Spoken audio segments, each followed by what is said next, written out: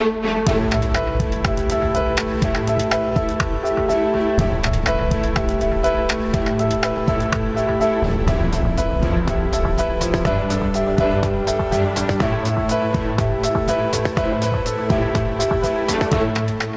are today starting out at Dixie Elementary.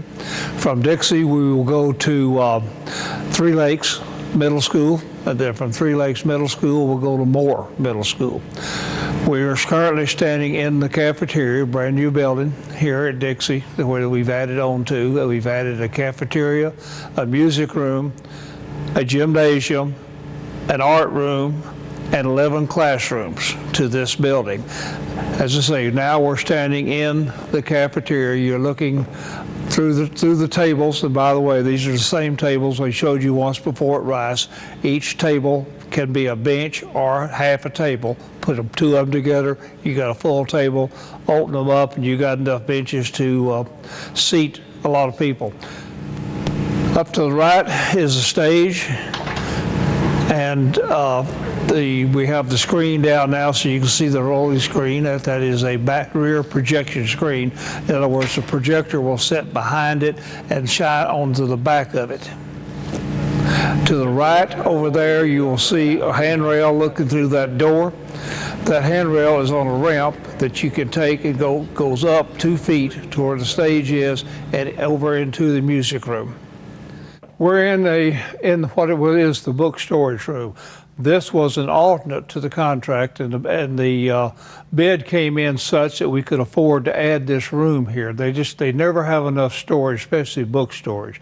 So we added this room, and then we figured out that the shelving in the existing library was perfectly good, and a lot of it. So we salvaged all the shelving from the old library and put it in here for their book storage. It's going to be pretty nice for them. Okay, we're in the music room now. You can see it's so well set up. I don't know where you can see the marker board to the left there, but it's got the music staffs on it. Cabinetry, a lot of seats.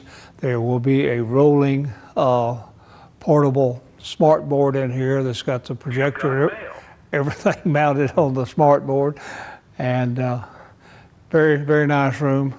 We're in the kitchen now, and it's actually the serving line. I just want to point out a couple things that are different about this serving line to some of the others.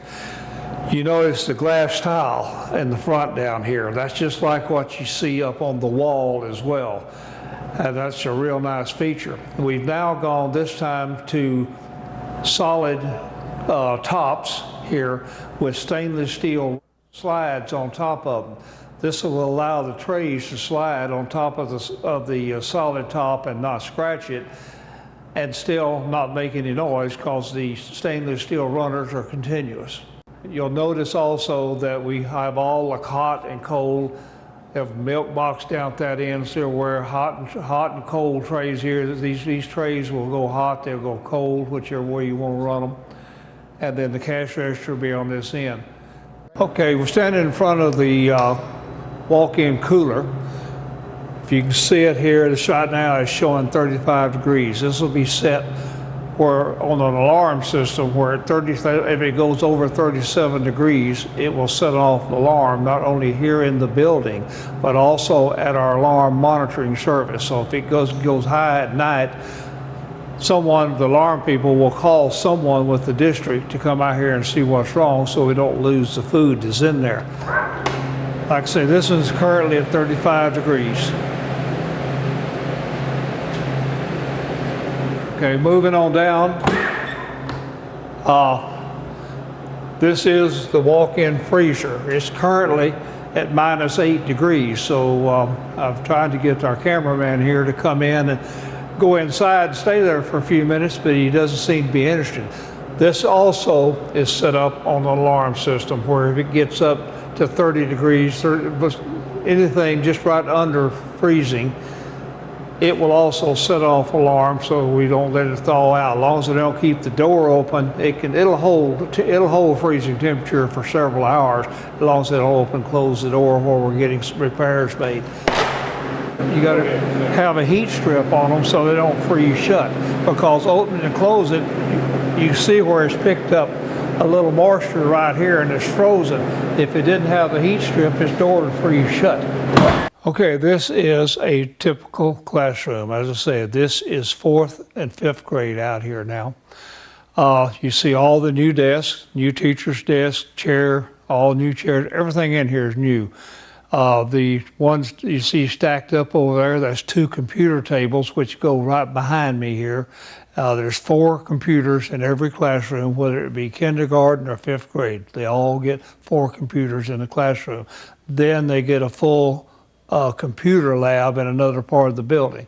So this is typical. Starting right opposite me, you got your marker board, your smart board with a wall-mounted projector. We reuse the existing smart boards. We bought all new projectors. A tack board coming on around to the cabinets with what they call cubbies. That's for each kid will be assigned one of those cubby holes. They put whatever in there they bring and stuff of their own. And underneath they can hang their backpacks. Coming on around, I'm gonna step across here. You come into the teacher's wardrobes. One of those is lockable. The other one is just normal storage, but the teacher can lock all of her personal belongings, anything else she feels like needs to be locked in that. You got a hand washing sink.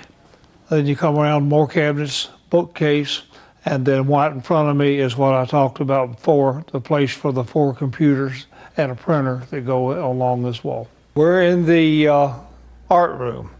Starting out, and I'll just move around here a little bit where you can see what I'm talking about.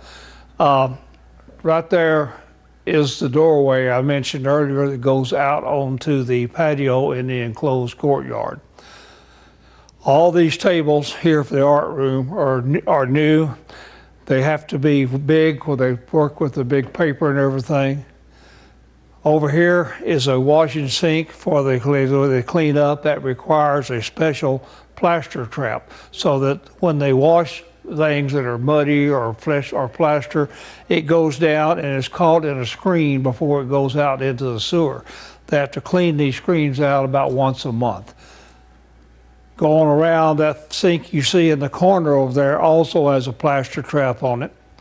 The one over here does not. That's a handicap hand washing sink, so it doesn't have a plaster trap. Moving on around, this room you see in the corner over here is the kiln room. You can, I think, probably see the kiln back up there in the corner, and above it's a hood. So they make the clay products out here, whatever they're learning to do. They can fire them here themselves. And then we got that hood there because that does get pretty hot in there. And after they finish using the kiln, they have to keep the hood running for a couple of hours after they shut the kiln down to dissipate the heat. Then moving on around, you've got slots for storage, tack board, and then behind here is your smart board, marker board, just like any other classroom. This is a fully enclosed courtyard. There's a corridor over here on the right, and there'll be doors from the corridor out to the courtyard. Over to the left, there's a door coming out of the art room so that the kids in art can be outside when they need to be. This is going to be pretty colorful. It's got 3 different colors of concrete. You've got the red brick pavers. It's going to be 3 big umbrellas out here. You also see a pedestal there for a statue. And it's going to be really colorful, and it's going to get a lot of use. There will be no grass out here. It'll be turf up where you still see dirt up on top. That'll all be in turf, so we don't have to get lawnmowers in here. The only thing that's going to be growing will be in a planter, and that'll be watered, because being enclosed, you just can't get all the equipment in here to take care of it. And we found on other schools that the turf works really well. We're now at Three Lakes Middle School. Standing on what I think is one of the prettiest sites we have in the district. It's solid pine trees all around us. We got over 400 pine trees here that are 10 inches or better in diameter. Behind me, you see, looking at the front of the new building. We're just started having brick delivered here day before yesterday, and it's Brickwork will start pretty quick. You'll see some drastic changes to the outside of this building here in the 2 months it'll be before we come back to this school again. Okay, I'm standing in a hallway just off the main entry, going back into the administration area. This room immediately to my left here will be the principal's office, and then his administrative assistant, conference rooms. All the staff will be in the rooms on either side of me here and back behind me this way. Moving on forward, coming up toward the main entry of the building. It's kind of noisy in here, but that's what it takes to make one of these things come together. All right, down this hall, you go back to other parts of the classroom back in there. This is what's known as B wing on the building. Little doors outside, all practice rooms, and then back behind there is just a maze of rooms, choir, ensemble, band halls, all back behind that first wall you see. When we were taking a picture out of the second floor a while ago of this area, we were right up there in about the second window from the right. That's where we were shooting the pictures out here. Once again, this is a hallway that separates fine arts from cafeteria. You can see they have their starter course laid here for the masonry wall that will go up to form this corridor. A lot of care has been taken to keep the sound of the cafeteria from the fine arts and the sound from the fine arts out of the cafeteria. So most every room along this side is soundproofed, as we talked about earlier. Behind me, step over here, the hallway continues. That is all the athletics and gym down in that direction. All of your locker rooms, as we said before, coaches' offices, equipment rooms, and everything. You can go out of those rooms, out the back doors over here, and go straight down to the football field, which is immediately down to my right. This wall they're laying out here is is a practice room. That's a practice room in there. And for soundproofing, you got an 8-inch wall right here that will be filled solid with grout. You've got a cavity that will have insulation in it. And then you got another 4-inch wall. So you got a 4-inch wall, insulation, solid wall to deaden sound in these practice rooms where it doesn't get out into the hall. The only place really you can get any sound out would be through the door, and they've got a pretty high STC rating. Tell us what you're saying. All right, you're standing in the connecting hallway between the classroom wing and the gym cafeteria. To my left is the new library that starts where these columns are. There'll be a lot of glass in here. You'll have glass on the far wall looking out at that courtyard. There'll be glass on this wall here in the corridor, as well as glass out here so you can see into this other courtyard. This is all high volume, tall areas in here, and it should look really good. You're looking up at the ceiling of the gym. That is Tectum. That's a structural panel made out of wood fibers glued together. It's 3 inches thick, tongue and groove, and it spans between the joists, which are about 4 foot apart. Then the roof goes on top of that. The reason for this Tectum panel is sound absorption. The gyms can get awfully loud, and with that up there, and then some more Tectum sound panels around the walls, it'll quieten this gym down quite a bit. We've arrived at the last stop on our tour for this month. We're at the Moore Middle School. Currently, we're standing in what will be the locker rooms, weight rooms, all the athletic facilities here, which is directly under the main gym. The main gym will be up at the top of these walls at what is in some areas is ground floor level back in the other building. These walls are 16 inches thick. They're about 14 foot high. They'll go around where you see the columns over there. Those columns are actually outside of this basement area and will be buried in dirt, and they will be then the concession stand and some stairs will actually go in that area. That wall you see will continue on down to the corner of the columns, turn and come back just past this last column you see. The rest of this area will open into the courtyard. The courtyard will be at this level. which is the level of the first floor over there on the 3-story classroom wing, which we'll go to in a minute. But that's kind of what you're looking at here. That big pile of dirt you see will actually be courtyard. It'll be removed. It go and be used to backfill not only outside these walls, but on the other side of the wall back to my right.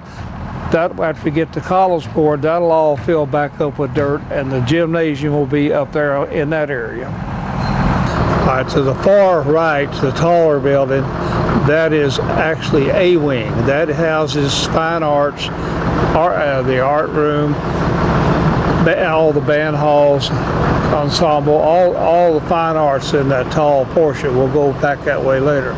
When you move to where you see the arches, that is moving into the cafeteria area. Now, behind those arches is a patio that's actually under the roof. Then you go through a storefront entrance into the cafeteria.